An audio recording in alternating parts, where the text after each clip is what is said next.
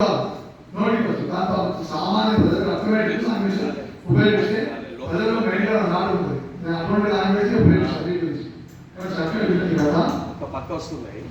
శ్రీ గురుభ్యో నమః. శ్రీ మహాగణాధిపతయే నమః. శ్రీ సరస్వతీ నమః. అయితే సూత మహాముని సవనకాది మహాముని ఒక విషయం తెలియపరుస్తున్నాడు. సూత మహాముని అంటే అష్టాదశ పురాణాలు 18 పురాణాలు కూడా చదివినటువంటి వాడు. అయితే ఈ సవనకాది మహాములకు ఒక విషయం చెప్తున్నారు. మనం ఈరోజు ఎందుకు చంద్రుని చూడకూడదు అనే విషయం గురించి. ఒకరోజు ద్వాపర యుగంలో ద్వారకా పట్టణం కృష్ణ పరమాత్మ దగ్గరికి నారద మహాముని వెళ్ళాడు. వెళ్ళి యోగక్షేమాలు తెలుసుకున్నారు. తర్వాత నారద మహామునికి కృష్ణుని నమస్కరించి, ఈరోజు భారతీయ అమ్మవారికి శాపం ఉంది, మన వినాయక చవితి కనుక చంద్రుని చూడద్దు, కానీ నేను వెళ్తున్నాను సీక్రెట్ పడుతుందని చెప్పి నారద మహాముని ఇది వెళ్ళి వచ్చాడు లోకాలు తిరగాలి. అది కృష్ణుడు ఏం చేశాడు, ద్వాపార పట్టణంలో కూడా స్వామిని చేయించాడు. ఎవరు కూడా భక్తులందరూ గ్రామ ప్రజల ముఖ్య గమనిక, ఈరోజు భారతీయ అమ్మవారి శాపం మూలాన మనం ఆకాశం నుండి చంద్రుని చూడకూడదు, చూసేందుకు నీలాపం జరుగుతుంది, ఎవరు చూడకూడదు అని చెప్పి స్వామిని చేయించాడు. సరే అనుకున్నాను.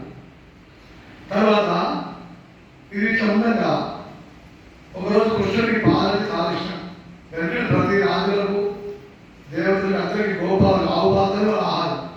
ఆవు పాత్ర రోజు మానవులు ఎవరైతే తీసుకుంటారో వాళ్ళు ముసలితనం రాదట. ఆవు పాలు ఎవరైతే రోజు తీసుకుంటారో వాళ్ళు ముసలితనం రాదట. అది సాధనం ఉంది. ఇప్పుడు చూడండి, యూపీ ఆంధ్రప్రదేశ్ అందరూ కూడా ఎక్కువ ఆవు పాలను ఇష్టపడతారు, పాలు ఉంటారు అని అట్లా ఉంది ప్రమాణం. అయితే కృష్ణ పరమాత్మకి ఆ వృత్తానికి వెళ్ళి ఆవు పాలు తీసుకున్నాడు. ఈసారి చంద్రుడి మీద పాలు పడింది. పెద్ద ఎక్కడి పెద్ద పెద్ద వెండి పత్తాలు గంగారాలు పెద్దది వాటిలో పాలు ఉంది. ఆ పాలలో కూడా పెద్దదానికి ఎక్కడంటే ఒక 7 ఆవులు లేదు దోషాలు. అయితే ఆవు తీసుకున్న పాలు ఇష్టం. ఆ చంద్రుడి మీద పడింది పాలు. అదే నేనే ఎవరైనా చూడాలంటే శాతం చేయించాను. చూసి ఏదో దారి తీసారి అనుకున్నాను, మనసులో పెట్టుకున్నాను. అయితే కొన్ని రోజుల తర్వాత సత్రాజిత్తుడు అనేటువంటి వాడు సూర్యుని ఉపాసన అనేది ఒక నామాన్ని జపం చేయడం.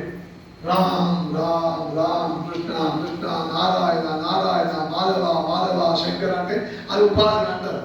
అయితే సత్రాజిత్తుడు సూర్యుని యొక్క ఉపాసన అంటే సూర్య ధ్యానం చేసి శమంతమని సంపాదించాడు. ఆ మని అద్భుతంగా ఒక బంగారు మెరుపు లెక్క చక్కటి సువర్ణంతో బంగారుతో కూడుకున్నటువంటిది. అది మీరు ఎంత ఖర్చు పెట్టినా మళ్ళీ ఉత్పత్తి అవుతుంది. దాని శమంతకం అనే ఒక మహత్యం ఏంటంటే మీరు ఎంత ఖర్చు పెడతారో మళ్ళీ తెల్లారి ఉత్పత్తి అవుతుంది. ఇవాళ కిలో ఆ బంగారు వాడిండు, తెల్లారి మళ్ళీ కిలో ఉత్పత్తి అవుతుంది. అది తరగదు.